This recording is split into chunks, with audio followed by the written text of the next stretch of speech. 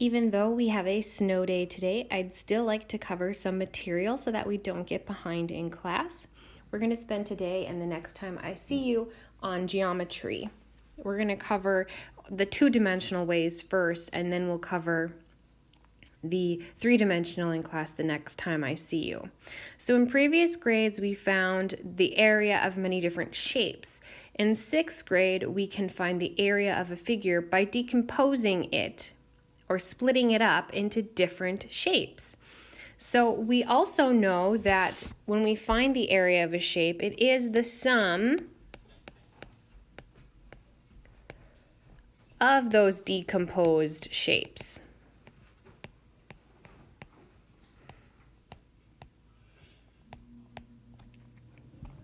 So when I look at letter A here, this irregular figure, there's a couple of different ways that I could split this up. I could split this up going left to right, so I have two different rectangles, or if you see it better going this way, feel free to do that. I'm going to, and just because I do it one way doesn't mean that you have to do it this exact same way. So I have two areas that we're going to need to find in order to create our composed area of the entire shape. So our first area I see is a 4x5, which gives me 20 feet squared. My second area is a 16x6 or 96 feet squared. So altogether, the total area, when I add 96 and 20, it gives me 116 feet squared.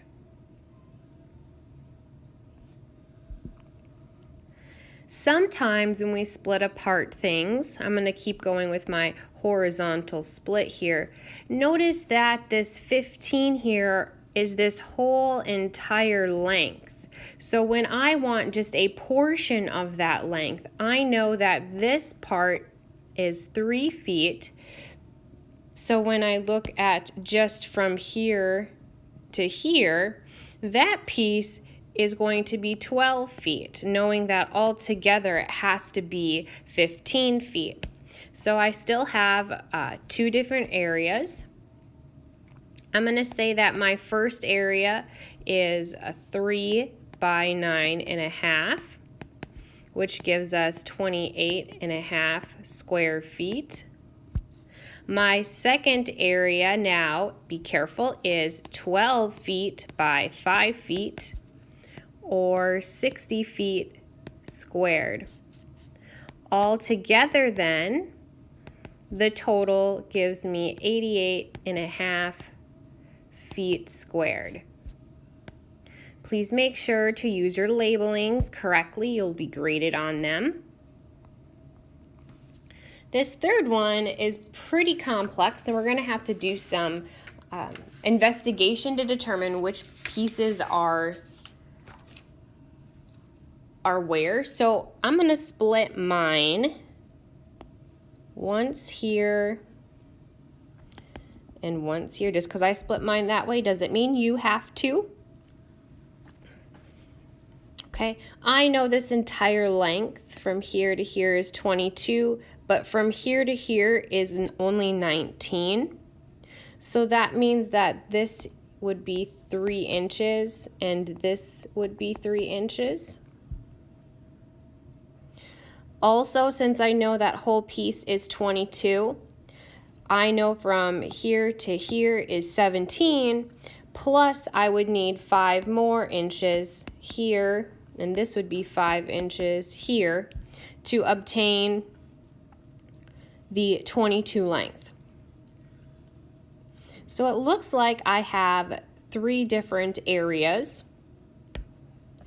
I have 1, 2, 3 different areas. My first area is a 9 by 5, which gives me 45 inches squared. My second area, oh gosh, what should, I know that it's 17 for sure, the height, but we need to determine what our length is. Well, if I know from here to here is 9, I know from here to here is 4, I must need 5 inches more to fill that length. So it's a 17 by 5 inch area, giving us 85 inches squared. Our third area is 6 by 3 or 18 inches squared. When I add everything up together, I see that we have 148 inches squared for our total area.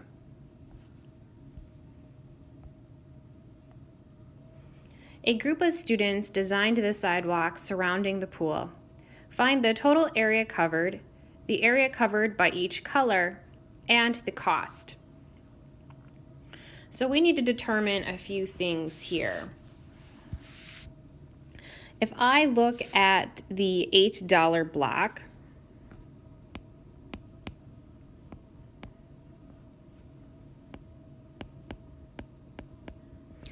I know that it covers 9 feet squared, since 3 times 3 is 9 feet squared, but I need to know how many of those that I have. So when I count them up, I have 4 on the top, 2 on each side, so I have 8, 9, 10, 11, 12 of them. So if I have 12 of them, we know that this would cover 108 feet squared. Looking at the $14 block then, we see that it's a 6 by 3, so it is 18 feet squared. And we need to determine how many there are. So it looks like I have 1, 2, 3, 4, 5, 6, 7, 8, 9, 10, 11, 12, 13, 14, 15, 16, 17, 18, 19, 20, 21, 22 of them. So if I have 22 of those blocks, they cover 396 feet squared. Our last block is the $18 block. 6 times 6 is 36, so each of those blocks covers 36 feet squared. And there are 1, 2, 3, 4, 5, 6, 7, 8 of those blocks,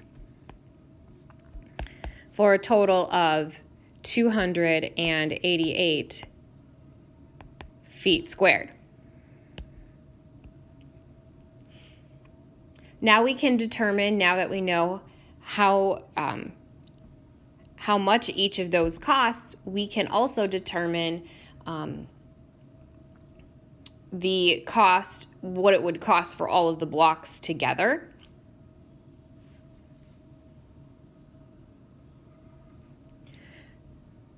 So to do that, I will take $8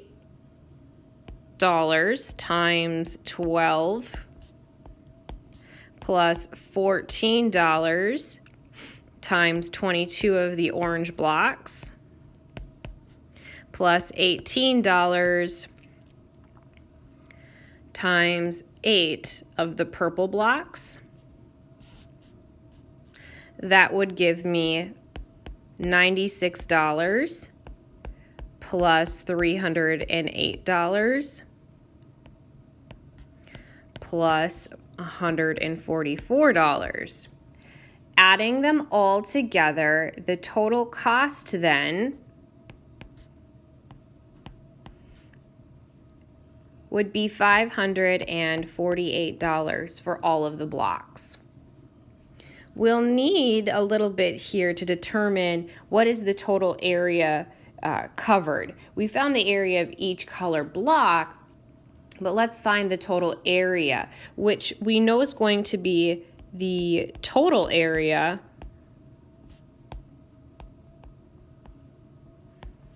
minus whatever the pool area is. Okay, so if it's 6 feet from here to here, it is 6 feet here. It is also going to be 6 feet here. We can assume 6 feet here, and 6 feet here. So the total area then is going to be the 36 plus, so 36 from here to here, plus 6 feet and plus 6 feet, which is 48 feet. By, now if it's 18 from here to here, we know it's 6 and 6, so 18 plus 12 gives us 30 feet. Minus our pool area gives us 36 times 18, so 36 feet times 18 feet. Multiplying, we see we end up with 1,440 feet squared minus 648 feet squared. Subtracting gives us a total area of 792 feet squared for the total area covered by our blocks.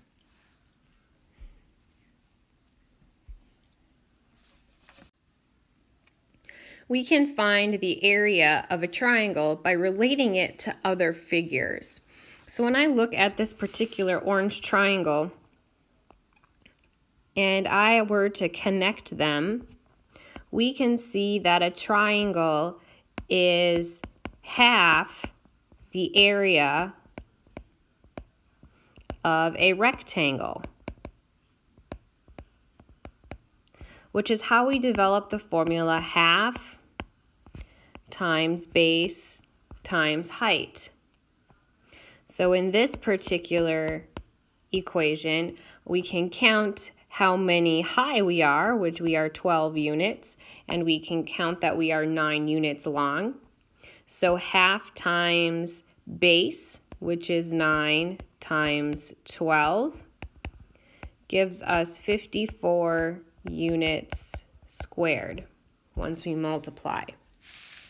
Looking at this triangle, let us assume, I'm going to give us some dimensions, that we are 6 centimeters high and we are 18 centimeters long. This is still half times base times height, because if you notice, if we were to finish drawing, that's a horrible drawing. Let's try that again.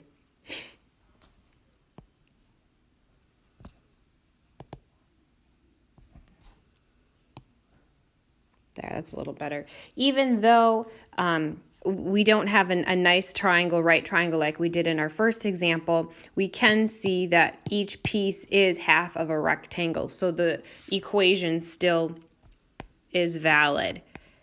Half times base, which is 18, times our height, which is 6, also gives us 54 centimeters squared.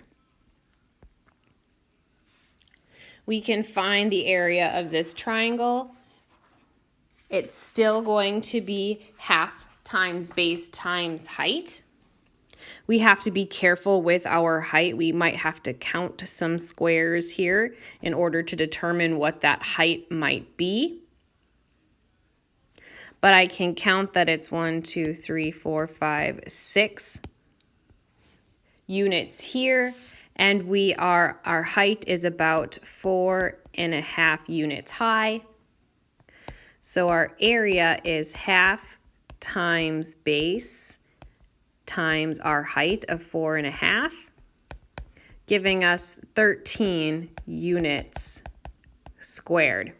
And even though I don't know particularly what my units are, but whether centimeters, inches, feet, don't make it up. We can just say whatever units that they are. All right. We can find the area of a parallelogram and trapezoids by relating to rectangles and to each other. So let's look and determine what is the relationship between the area of this parallelogram and the area of a rectangle. So I'm going to assume, I'm going to give us some dimensions here, that this parallelogram is 8 centimeters high And I'm going to assume and give you that we are 7.5 centimeters long. If I were to drop down here and drop down here, we would be able to move and cut this piece and it would fit exactly right here. So the area of a parallelogram is the exact formula for the area of a rectangle, base times height. We know that our base is 7.5 and our height is 8, giving us 60 centimeters squared. So how can we use that same idea to find the area of a trapezoid? So here I have the area of a trapezoid. We're going to call this base 1, and we're going to call this base 2. We know we have to have a height. But what I want you to think about is if I were to extend this and make a parallelogram by putting two of our trapezoids together, we make a parallelogram.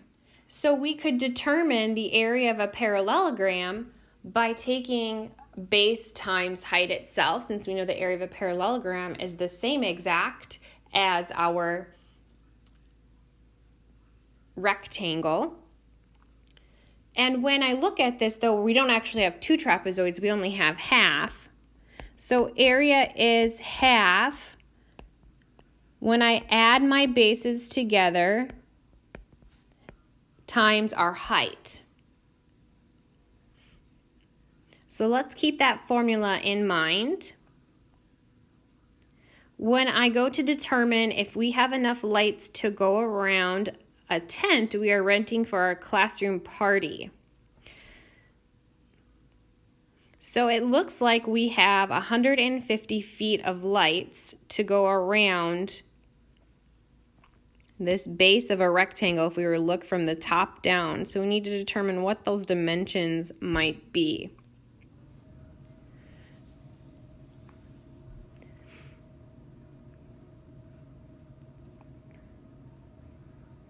It looks like we are given, with this trapezoid here, it looks as if we are given the total area, which is 540 feet squared. We know that the area for a trapezoid is half.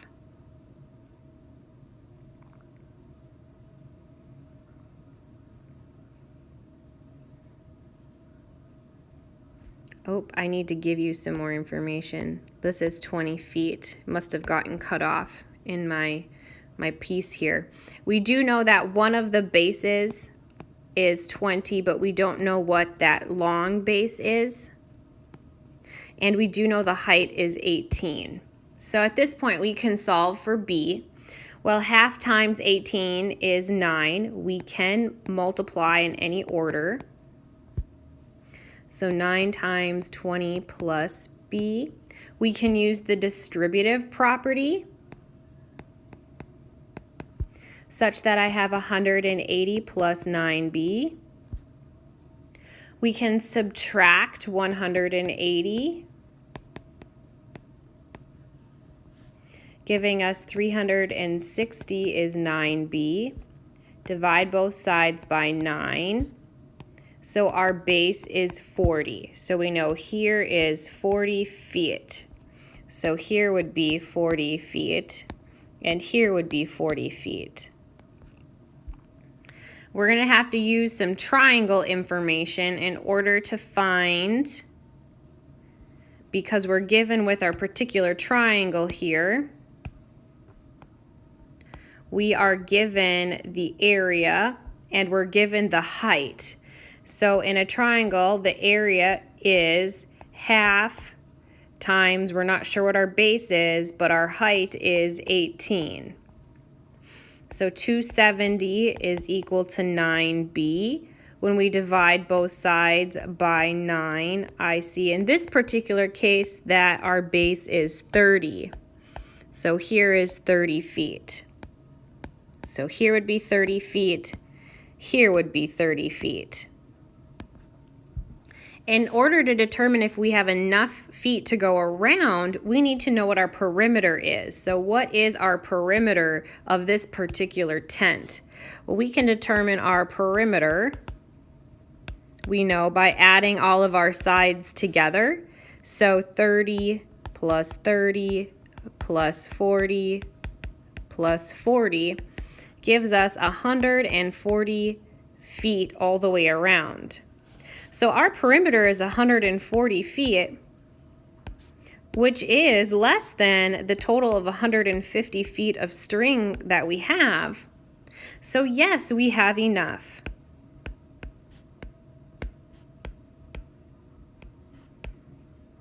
We have enough lights to go around our entire tent. At this point, we're going to stop, but you can at least get through half of your assignment, and we will do the three-dimensional pieces together when I see you next time on Monday. Have a great weekend and stay safe and warm.